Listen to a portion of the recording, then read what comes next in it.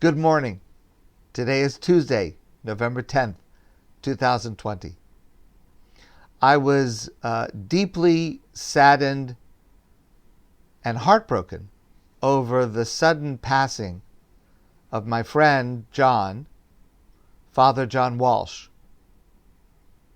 who passed away suddenly yesterday morning. Father John was universally beloved in Montreal and far, far beyond.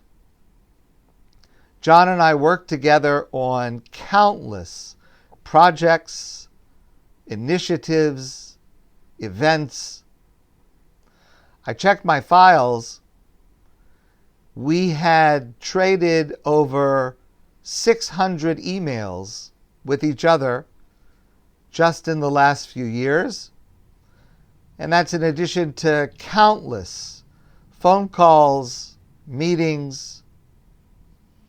And first, for me, he was a friend, a great friend. And he did things that your best friend would do for you. And I know he did this for thousands and thousands of people. But just to share my experience, this past March, at the very beginning of all this craziness, he sent me an email. Dear Michael, greetings. Hope you are well and taking care of yourself. I am self-quarantining to lower the curve. Do take care. Be well. Just so like John to check in with his friends and to make sure that people are okay.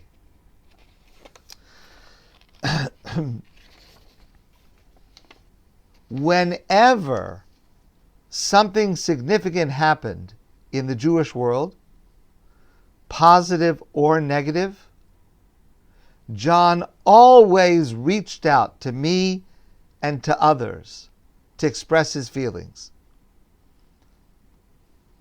This past May, there was a very unpleasant incident of anti-Semitism at a synagogue in Côte Saint-Luc.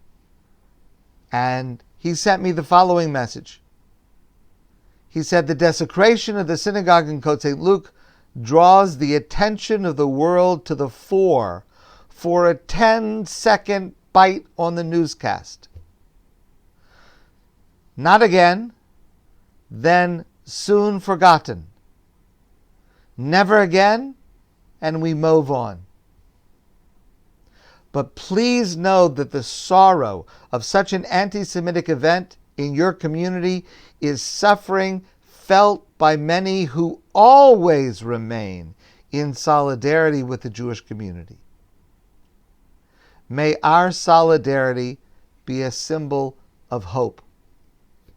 And I responded to him with words that I truly felt then and feel now. I said, Dear John, thank you so much for your message. You are a walking, talking restorer of faith in mankind. May God bless you always. And that's exactly who he was. Without sacrificing his own deep, genuine faith, he had a remarkable connection to Jews, to Judaism, to Israel. He had lived in Israel. He spoke Hebrew fluently. Typical of his approach to life. A couple of years ago, he sent me a message. Dear Michael, good morning. Hope you're well.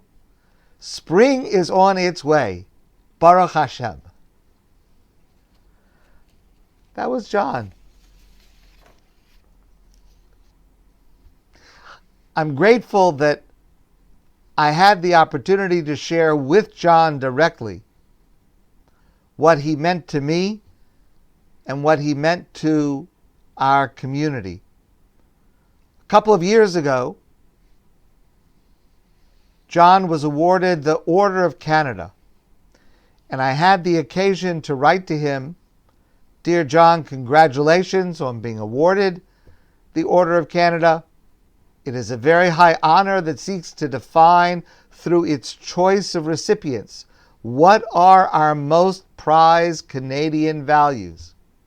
By awarding this honor to you, Canada demonstrates its priorities of faith, compassion, and service. These are the qualities you exemplify, and Canada is to be praised for choosing you and your qualities to hold up to the world as what we cherish."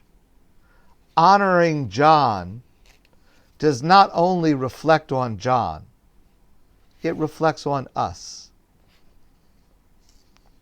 John was a prolific writer and speaker. Here is one passage that he wrote a couple of years ago that moved me deeply, and it's something that I have always tried to live up to. Father John wrote, "Compassion asks us to go where it hurts, to enter into places of pain, to share in brokenness, fear, confusion, and anguish. Compassion challenges us to cry out with those in misery, to mourn with those who are lonely, to weep with those who are in tears. Compassion requires us to be weak with the weak, vulnerable with the vulnerable, and powerless with the powerless. Compassion means full immersion in the condition of being human." And that compassion is the area in which John excelled. Finally, I'd like to share with you something that has been a great honor, will remain a great honor in my career. In the spring of 2016, John celebrated the 50th anniversary of his ordination as a priest. And there were a number of celebrations, including a very major celebration that took place at his church, St. John Brebeuf in LaSalle. And I was honored to be one of the speakers among many, many speakers to pay tribute to John. And I am so glad today that I was able to share my feelings about John so that he could hear them, and not just in this format after his untimely passing. But I'd like to share with you very briefly the message that I shared with him and thousands of others who were present at this event in 2016. So it was the 50th anniversary of his ordination, and I spoke from our shared heritage and tradition about the first ordination ceremony, the first time a human being was chosen by God to be a spiritual leader. And it is a message that occurs in the Torah relating to Moshe, but it applies not only to rabbis. This message applies to priests, imams. It applies to any spiritual leader. And it's a lesson that John lived every day of his life. It is the way in which he has been a mentor and an inspiration to me and to so many others in our shared work. So that first ordination, God selected Moshe to lead the children of Israel, and that took place in the desert at the burning bush. And the Torah says as follows: Vayikra elav Elokim mitoch hasneh, and God called out to Moshe from the burning bush, Vayomer Moshe, Moshe, God said, Moshe, Moshe, Vayomer Hineni. And Moshe said, here I am. I'm ready. And the first lesson of that verse is that you've got to be ready when God calls. And then God says to Moshe, Vayomer, God says to Moshe, Shal na'alecha me'ala raglecha. Remove the shoes from your feet. I learned this from another one of my teachers, Rabbi Saul Berman. If you're going to be a leader, if you're going to be a visionary in any faith or in any culture, you must remove your shoes and feel every pebble, every stone as you walk. You must feel every pain, every burden, every setback of every individual you want to lead. Because only when you feel that, only then can you be a leader. And that is what John did for over 50 years. And so many of us tried to emulate the way in which John felt every tear, every challenge, every emptiness of every individual he touched. And he translated that into his vision and mission. He fulfilled throughout his life the words of Martin Luther King, that the goal of his ministry was to comfort the disturbed and disturb the comfortable. But here's the unique thing about John. He did it with love. That is perhaps the most remarkable aspect of his work. Many people can scream and rage and whine and complain and criticize. And on occasion, there may be a place for some of that. But very few can respond effectively with love, with gentleness.